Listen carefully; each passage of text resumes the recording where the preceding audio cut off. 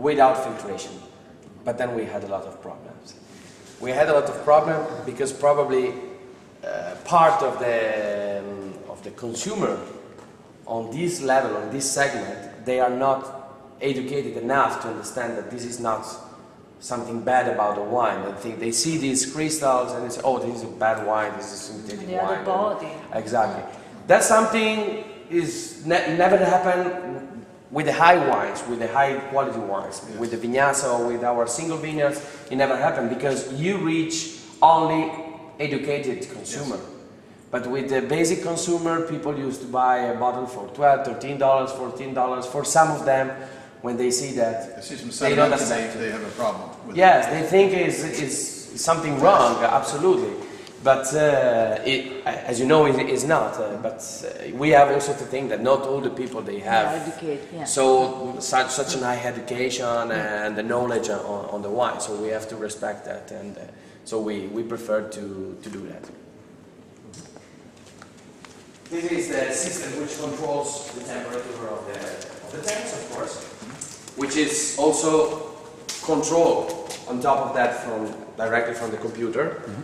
And so we can decide the temperature we want to keep, to maintain, and the refrigeration system is doing automatically the chilling or the heating in the tanks.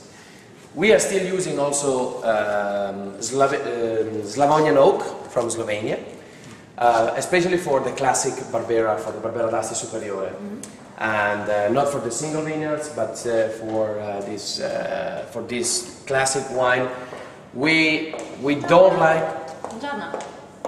We can speak in English. Do you have this €5? Because sì. we have to make the cake and I don't have small number. No, te la volevo già dare stamattina. Scusa. Te la volevo dare stamattina. Okay. And so we like, we consider wood barrels very interesting for aging Barbera, but our philosophy is the barrels. It's a way, it's a method, but it's not the goal. It's not the final target of our wine. So we don't want to diversify our wine, saying this is a barrique wine or this is not a barrique wine. The diversification starts from the vineyards and from the quality we can reach in the vineyards. Then we adapt the methods on the different wines, depends on the quality we have. So the Slavonian oak for us is still interesting, especially on a middle-high level of Barbera, that we don't want to affect too much with the oak notes. And the grapes, the quality we can reach on this level of Barbera is not big enough to afford an aging just in single barriques, in small barriques, because the oak is going to be too much, you know, too much on top of the wine, and that's something we don't like at all. I want to show the character of the wine, the terroir, the personality, and actually I'm looking even more and more on that way, on that style for my wines for the future, to diversify our production compared to the rest of the world, of course. There are so many wines, in my opinion, of course, which are so similar, so generic, and without expression, without character. And sometimes they come from Australia, or they come from Chile, they come from South Africa, or wherever. And they are, let me say, globalized, you know. They are jammy, fruity, full mouth, exactly, oaky. But at the end, you can't recognize anything, you know. You say, what is this? Okay, it's a good wine, but Cabernet. So we've had this discussion. Merlot. So I think they've done this with Pinot in the United States. Right. In Oregon? Well, and everywhere. I mean, the success of Sideways. Yeah. Yes, because of the movie. And now they sell Pinot. They just put anything, you know. They just want to get Pinot on the label. Yeah. It has no, you taste it. You and before was on Merlot, because the generic way to call it, to ask for a wine was Merlot. Give me Merlot. Pinot. Now it's Pinot. You mean a Merlot? Yeah. Merlot. Merlot. What is it about the Slovenian oak versus a French oak, even at a neutral level? What's the characteristic here that you prefer? It's much, it's a milder note in the wine, and of course with the French oak, you have a stronger influence from the oak tannins.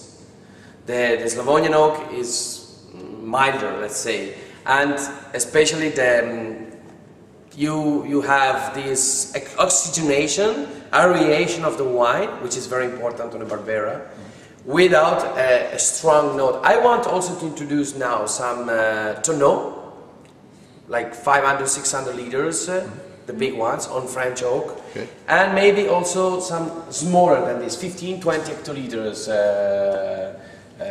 oak barrels, but still in Slavonian oak. Not in the Langhe. I've seen Garbellotto. Yes, I have many friends. So Italian production of Slavonian oak barrel. They are about 20 hectoliters. Yes, around 20 hectoliters. I was just last week to a friend of mine in Monforte, Ferdinando Principiano, and he's working, and I tasted many. He's aging all the Barolos in the big barrel, in the 20 hectoliters barrel now. He's not using almost any more barriques on the Nebbiolo. And on Barbera, let me say, on some style of Barbera, some quality of Barbera, like very old wines, or anyway where you are able to produce very small bunches and very small berries, barrique is still interesting way to age, because you can add this part of tannins that normally you are missing, especially on Barbera d'Asti.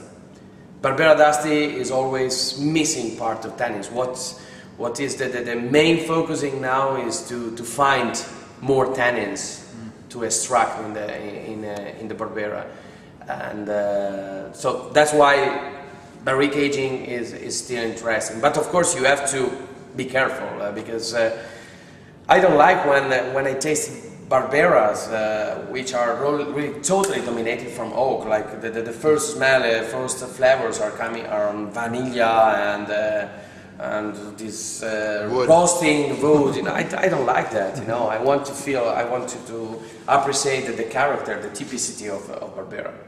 Okay.